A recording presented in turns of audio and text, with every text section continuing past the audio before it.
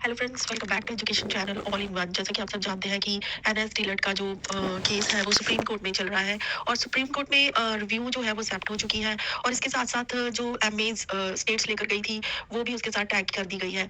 तो लास्ट जो हियरिंग हुई थी सुप्रीम कोर्ट में एनएस डीलट के रिगार्डिंग रिव्यू की, वो हुई थी 19 तारीख को, 19 नवंबर को।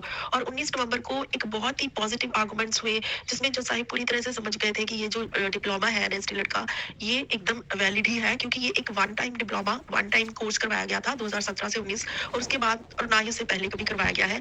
और ये उन अनट्रेन टीचर्स के लिए था जो जिनको एक लास्ट मौका दिया गया था कि वो इस कोर्स को कर ले, ताकि वो स्कूल से बाहर ना जा सके, मतलब 2019 तक। तो ये जो था लास्ट हियरिंग में पूरे आर्गूमेंट्स हुए थे और बहुत ही अच्छी-अच्छी बातें हुई। इसके साथ-साथ ये भी बोला गया कि अगर कोई जिस किसी कैंडिडेट्स ने एनएस से डिलीट किया हुआ है, तो वो किसी एक स्कूल में अगर कंटिन्यू पढ़ा रहा है, तो अगर बाय द वे वो स्कूल बंद हो जाता है और किसी दूसरी जगह से जाना पड़ता है, तो वहाँ पर उसको नहीं लिया जाता। क्यों नहीं लिया जाता? क्योंकि सुप्रीम कोर्ट के द्वारा इसको इनवैलिड कर दिया गया है।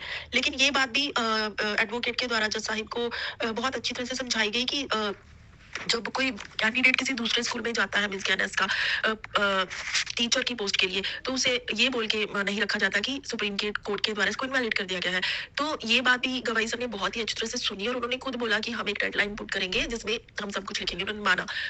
तो इसके बाद जो इसकी जो नेक्स्ट जो हियरिंग होने वाली है वो होने वाली है 10 दिसंबर को। और 10 दिसंबर को ये एक बहुत ही एक बड़ा दिन है एनएस डिलेट कैंडिडेट्स के लिए, क्योंकि जो 100% है जो फैसला है एनएस डिलेट के हक में आने वाला है। क्योंकि रिव्यू जो है ये एक्सेप्ट हो चुकी है और रिव्यू जो होती है वो कभी भी 1% चांस होते हैं कि उसको एक्सेप्ट किया जाए, लेकिन ये जो रिव्यू है ये एक्सेप्ट हो चुकी है और इसके साथ साथ हियरिंग भी हो चुकी है और जिसमें सब कुछ साफ हो चुका है। तो जो आने वाली 10 दिसंबर है उसमें ये जो एनएस डिलेट 100% जो है वैलिड होने वाला है और बहुत ही एक पॉजिटिव और गुड न्यूज होगी एनएस डिलेट के कैंडिडेट्स के लिए। इसके साथ ही किसी वीर सिंह के द्वारा भी एक आईए फाइल किया गया है सुप्रीम कोर्ट में, तो वो भी पूरी पूरी कोशिश करेंगे 100% कि उन्हें भी 10 डेट ही मिले, 10 दिसंबर मिले, ताकि वो कोई बड़ी सारी अड़चन पैदा कर सके। और इसके बाद एक और है कि पप्पू सर के द्वारा भी एक एसएलपी जो है वो लगाई जा रही है सुप्रीम कोर्ट में। लेकिन कहने की बात यह है कि पप्पू सर के द्वारा एसएलपी अभी क्यों लगाई जा रही है, क्योंकि रिव्यू की जो डेट है वो 10 दिसंबर है और 10 दिसंबर को एक बहुत ही पॉजिटिव फैसला आने ही वाला है। तो अब क्यों एसएलपी लगाई जा रही है, पहले क्यों नहीं लगाई गई? अब जब रिव्यू की जो डेट आ गई है 10 दिसंबर, तभी क्यों ये एसएलपी लगाई जा रही है? एमए के थ्रू भी तो वहां जाया जा सकता था पप्पू सर के द्वारा, क्योंकि सारी स्टेट्स जो है एमए के थ्रू ही सुप्रीम कोर्ट में गए हैं और उन्हें रिव्यू के साथ तय कर दिया गया है। तो अभी ये जो एसएलपी लगाने का कोई भी कारण नहीं बनता था, क्योंकि अगर एसएलपी लगाते हैं तो हो सकता है कि जो 10 दिसंबर को हियरिंग होने वाली है वो आगे चली जाए। तो इसलिए सभी कैंडिडेट्स, जितने भी एनएस डीलर के कैंडिडेट्स, उनसे रिक्वेस्ट है कि वो कोई भी ऐसा कदम ना उठाए जिससे 10 तारीख को कोई ऐसी बात हो जाए कि जो एनएस के लिए अच्छी ना हो। तो पप्पू सर सभी से ये रिक्वेस्ट है कि एसएलपी को ना लगाया जाए। अभी रिव्यू की हियरिंग होने के बाद कुछ किया जा सकता है, लेकिन 10 दिसंबर तक कोई भी ऐसा केस ना लगाया जाए जिससे 10 दिसंबर में रिव्यू की होने वाली पॉजिटिव हियरिंग में कोई बाधा पड़ सके। तो इसके साथ साथ एक जो सभी जितने भी एनएस के कैंडिडेट्स हैं उनसे यही रिक्वेस्ट है कि बहुत ज्यादा फंड करें, क्योंकि ये जो है ये एक लास्ट चांस है। सारी बातें पॉजिटिव हैं। 19 नवंबर को जो भी हियरिंग हुई है उस वो हियरिंग 100% इस बात को कहती है कि 10 दिसंबर को 100% एनएस डिलर जो है वो वैलिड हो जाएगा। तो इसके लिए फंड की जरूरत है, क्योंकि ये एक लास्ट चांस है।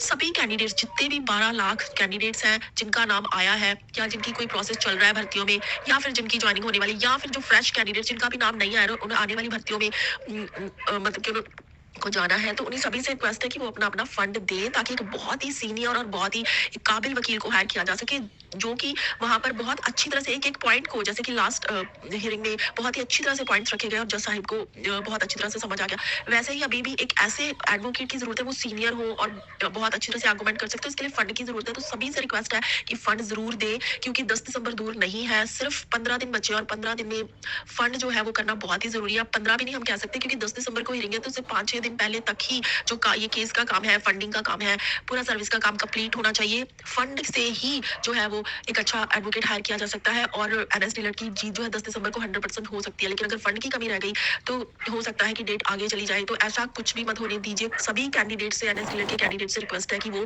फंड जरूर दे, ताकि 10 दिसंबर, आने वाली 10 दिसंबर को एक बहुत बड़ा दिन हो एनएस डीलर के कैंडिडेट्स के लिए और बहुत बड़ी जीत होगी उस दिन। तो फंड की वजह से कोई कमी नहीं होनी चाहिए केस में।